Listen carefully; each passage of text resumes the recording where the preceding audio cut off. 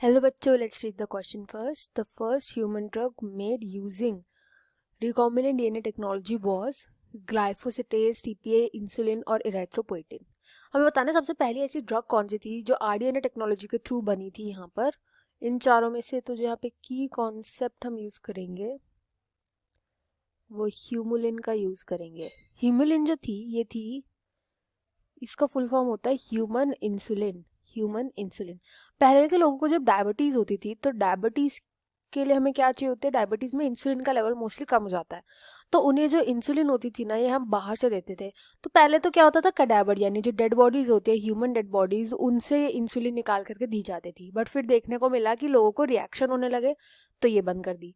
फिर हमने क्या किया, पिग से लेना स्टार्ट कर दिया। अब इससे भी लोगों को रिएक्शन होने लग गया तो ये भी बंद कर दी। तो अब इसका क्या फाइनल जो इसका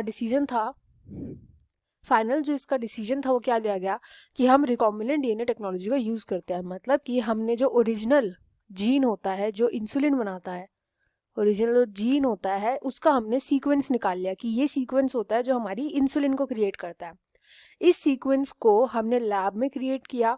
अब दिक्कत ये थी कि इंसुलिन जो एक्टिव इंसुलिन होती है ना उसमें दो चेन प्रेजेंट होती है, ए चेन एंड बी चेन। ये दो चेन इधर प्रेजेंट होती है।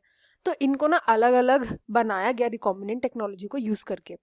हमने सबसे पहले इधर एक वेक्टर लिया, ये दो वेक्टर हमने लिए क्योंकि दो अलग अलग चेन बननी थी। इन दो वेक्टर्स की खास बात क्या थी, इनके अंदर एक प्रमोटर रीजन था,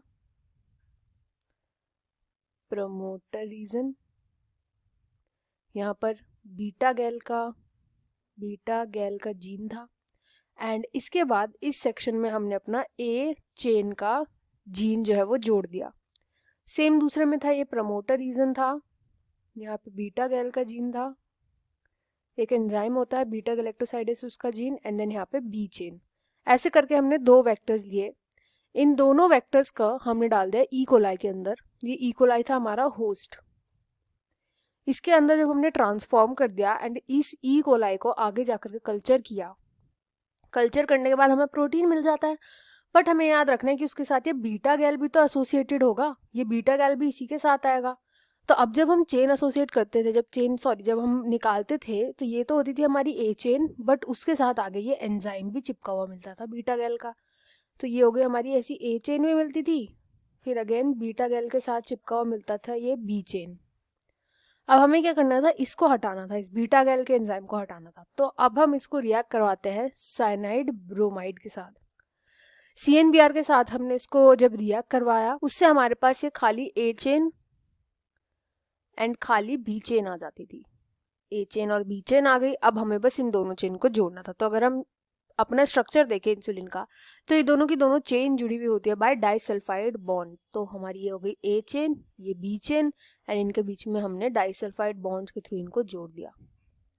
और बस ये जो हमने बनाई लैब के अंदर ये इंसुलिन, इसको हमने बोल दिया ह्यूमुलिन। तो सबसे पहली जो ड्रग बनाई गई थी जो बहुत इफेक्टिव प्रूवन हुई थी, एली लिली ने बनाई थी, ये थी insulin, option C. I hope you understood well. Best of luck and thank you.